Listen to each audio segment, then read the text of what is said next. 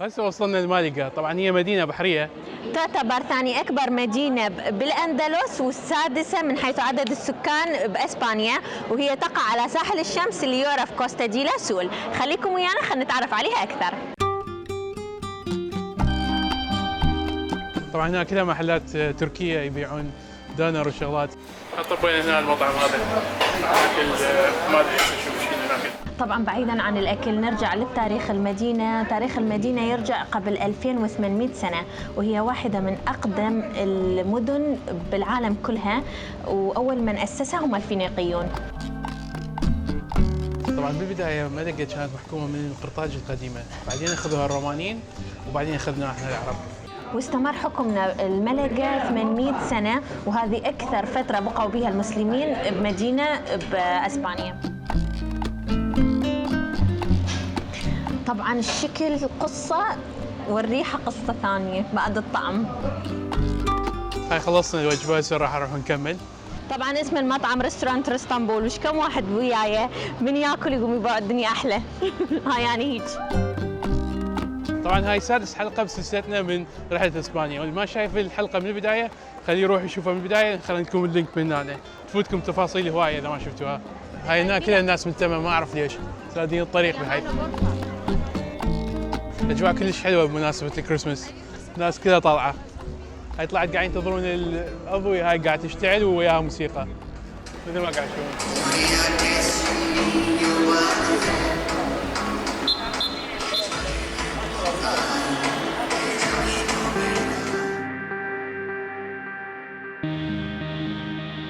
زار ملقا الرحالة ابن بطوطة.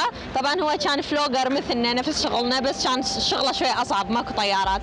المهم زارها سنة 1325 وقاعد يشرحها ويكتب بيها قصايد، ويقول هي كانت بيها هواية أكل، وقاعد يتغنى بمالتها العنب والتين واللوز وعلى البرتقال شان أشجاره طويلة، والمسجد كان شان كبير، وشان بيها سبل الراحة. يقول سبل الراحة كانت بالأرض وبالبحر، يعني سفن وتنقل. طبعا اللي لاحظناه هنا باسبانيا الجو العائلي كلش حلو، يعني مثلا تشوفوهم مجموعه 12 نفر دا يمشون مع بعض، الجد والجده والاولاد والاحفاد كلهم يمشون مع بعض ويسولفون ويضحكون، يعني اجواء مثل الاجواء العربيه. شو هذول الاشجار شلون غريبات، بحيث حتى حاطين مساند ما ادري ليش. أريد أقول لكم شغلات ثانية، بعض الكلمات اللي تعلمتها منها من إسبانيا. أكوا يعني مي، هولا يعني هلو، بوركي طبعا إيطالية وإسبانية كلهم يستخدموها. بوركي يعني ليش، ونافيداس كريسماس يعني. هذيك تشوفوها الشغلة الصفراء، هذيك اسمها قلعة جبل منارة، هي صايرة بالشمال الشرقي لمدينة ملقا. انبنت بالقرن العاشر الميلادي بأمر من عبد الرحمن الثالث، وهي من أهم الأماكن السياحية للمدينة. واو شوف هذا الزورق ايش كذا حلو، تصميمه من جوا بفراغ شي. على طول الميناء اكو شارع التسوق الرئيسي هو كالي ماركيز دي لوكاس، طبعا اسمه صعب صار لي احفظ بيه. المهم هو اشهر شارع تسوق بملقا.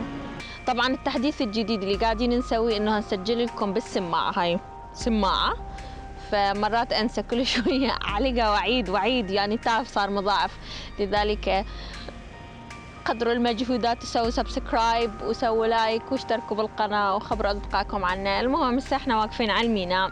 طبعا ميناء ملقا واحد من أقدم ميناء الموانئ الموجودة بإسبانيا، بس بآخر فترة مسوي له تحديث يعني شكل روعة مسوي. على طول المكان اكو مطاعم ومقاهي الواحد يقدر يقعد ياكل بيها، تقدرون تتفرجون على هاي السفن الرائعة اللي موجودة هنا، السفن البحرية، اكو شغلات كبيرة واكو شغلات مال سياح.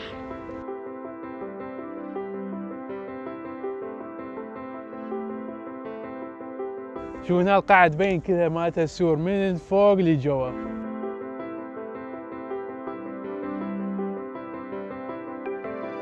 طبعا عمار كان واقف قدام الميناء دا ياخذ تايم لابس، وبعدين جو علينا اثنين كبار شوي بالعمر، دا يسال هذه شنو. بالبدايه سالنا بالاسباني، مو قلت لكم عبالهم اسبان، بعدين قال له انجلش، حشى ويا عمار بالقوه، جاب هاي دا يعرف شنو هذا اللي دا ياخذه عمار، فقال له هو عباره عن هيك. بعدين من كمل تقرب مني وش قال ميري كريسماس، يعني قصده ميري كريسماس. انا ما اضحك عليه، كانت بقيت هيك لمده ثانيتين دارد، قلت له اوه يا ميري كريسماس، قال يا كنت دارد بس اجمع شنو هو قال لي. حلو باسبانيا، لقينا هواي مكانات موجود بها حمامات ببلاش، ما تلقون هالشيء بالمانيا. بالمانيا 99% بالحمامات لازم تدفع تيب اذا تروح الحمام. موسيقى بيها طبعا حمامات هنا حديثة ونظيفة، وهم علق لكم موسيقى بعد شو تريدون. شوفوا هنا هم ناصبين اسواق مال كريسماس. اوه ماي جاد، ما تصدقون واحد من يركب المرجحة يرجع زاطط. زاطط بالعراق يعني صغير. طبعا هذا الجسر اللي تشوفوه منه هذا مال ميناء البحري، الناس يعبرون من هنا وبعدين يركبون بالسفينة، بس ماكو سفينة هسه. هاي صار لنا ربع ساعة نمشي نشوف المدرج الروماني، وهذا طلع المدرج الروماني، عبالي راح اشوف شيء يعني. هذا مال الشعر، شايفين الحلق مال سمايل هيك وحلق صار هيك.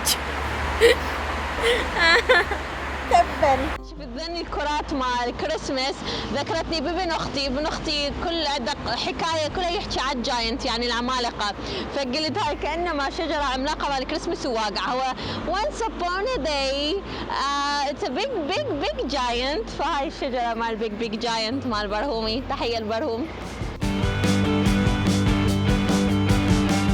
طبعا هاي الحديقة كلش حلوة، هي عبارة عن مربعات من الياز قاصيها وحاطين بالنص كله جوري. وشي الاخر بدي اقول لكم طبعا عن مدينة ملقا. ملقا من حتزوروها حتكون حديثة وبها كلش اماكن يعني مودرن، اكثر من المدن الثانية الاندلسية، يعني تحسوها مودرن مو كلش تاريخية. هاي كاتدرائية مال ملقا، طبعا بناء كلش عظيم. طبعا كالعادة كان قبل جامعة وحولوه إلى كنيسة.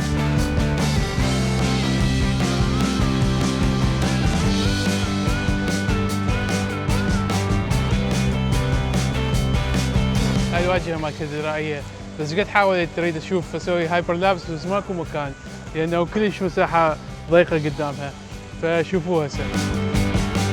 طلع المساعر رحنا له مو المدرج الروماني، هذا مدرج مال يسوون به مصارع مال ثيران. وصلنا هسه فندق قريب من ملقا، وهو عبارة عن شقة يطالع على البحر. هسه باكر نوريكم اياها. طبعا ما فيكم كامل مكمل بيه طباخ ثلاجة، بشوفوا تحت هاي لقيت شي كلش ضحكني، حاطين جفتير مال عزايم. واني هسه قعدنا الصبح بالفندق وراح نروح للبيتش، قريب البيتش من هنا. بعدين بنرجع ناخذكم جولة بداخله، بعدين نودعهم. تشوفون هذاك هو كل الفندق تابع البابا، ذاك يعني البنايتين ذني اثنيناتهن، وهسه البحر قدامنا. وهذا شوفوا اذا منا على الجهه هاي نخيل ومنتجع، شيء كلش حلو. واو.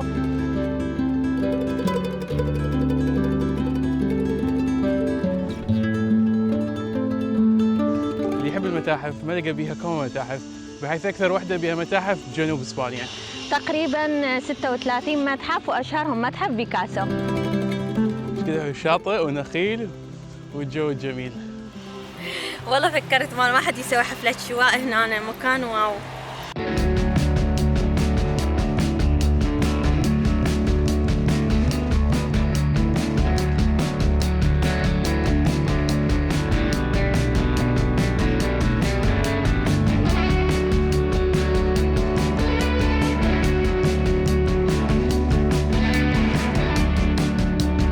نفس الشجرة الدعبولة اللي عجبتها للعمار، بس هسه عرفنا ليش انهم يحطوا لها سواند، لانه شوفوها شلون من جوا تكون صغيرة وبعدين تسمن وبعدين ترجع صغيرة، وشي لاخذ تدافع عن نفسها بها هيك ذني مثل السلي.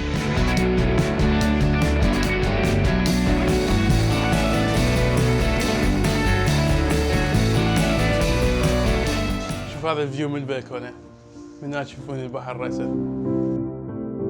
هسه راح نطلع من الفندق نرجع هسه رحلتنا لألمانيا. وهسه بدنا ننزل للسيارة، حرامات خلص الوقت. شو اسمه الهواء منعش. صيف طبعا ابد ولا تتخيلوش.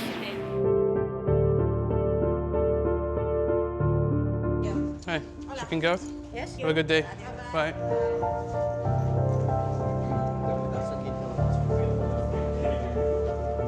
هسه سوينا تشيك اوت، هسه رايحين ننطلق. يلا هسه متجهزين نروح المطار بعدين نروح لألمانيا. يلا. ونوصل بديسلدورف ونرجع لبيتنا. هنا طبعا ما حسينا بالتعب هالقد ما انه عندنا طاقة والمكان كلش حلو، ننصحكم تجون تزورون اسبانيا، شيء روعة. يلا الفيديو الجاي راح يكون روحة الرجعة. سووا لايك واشتراك وخبروا اهلكم واصدقائكم عنا، خلينا نوصل القناة لاكثر عدد مشتركين. يلا الفيديوهات تناديكم. هذا الفندق ثوراني وراح اخليكم لينك بالديسكربشن اذا تريد تحجزون بيه. فندق كلش روعة خصوصا اذا تجون مو بالموسم.